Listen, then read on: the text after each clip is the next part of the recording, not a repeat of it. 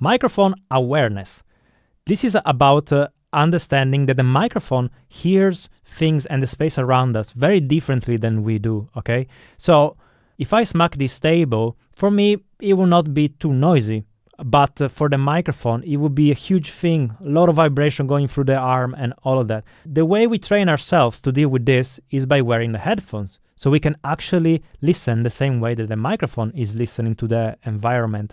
And this will subconsciously train us to understand which things are actually very noisy for the microphone, reducing movement, and just creating that particular habit of being aware of the space around you and how it affects the microphone. Know your noise. This means that your environment is going to have some noise around it because of what's on the outside, of what you're doing, maybe you're breathing or other things, as well as noise that is internal of your recording equipment. The microphones have noise, the audio interface. There is also interference that can go into the cable. Dynamic microphones especially can pick up a lot of interference in the room, and if you have a lot of electronic gear, this can be a problem. So make sure that you use a high quality cable because it will help to shield the signal from all this interference. So what you want to do now is to give some more volume to this noise so you can hear clearly what it is made of. Is it the fridge? Is it the computer fan spinning? Is it you tapping things around? Is it the outside noise from a window? And then you're going to think, is there something that I can actually reduce now that I know what the problem is? What is my noise floor actually made of? Ideally, you want to come to the point where the only thing in your noise floor is the noise of your equipment. And basically that's it.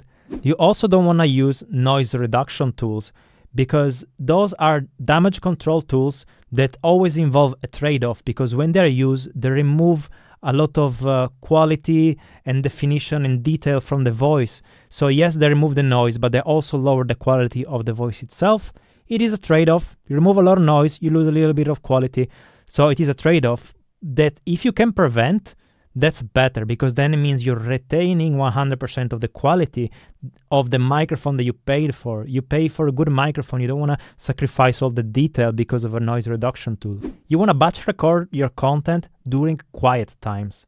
There are some things that we cannot control in our neighbor in terms of who's making the noise at what time. So when you have a slot of free time, try to fit a couple of videos in there. This also helps with efficiency because every time that you have to get ready to film, it takes a little bit of prep. So if you do place a couple of videos into that slot of time, it will be much more efficient.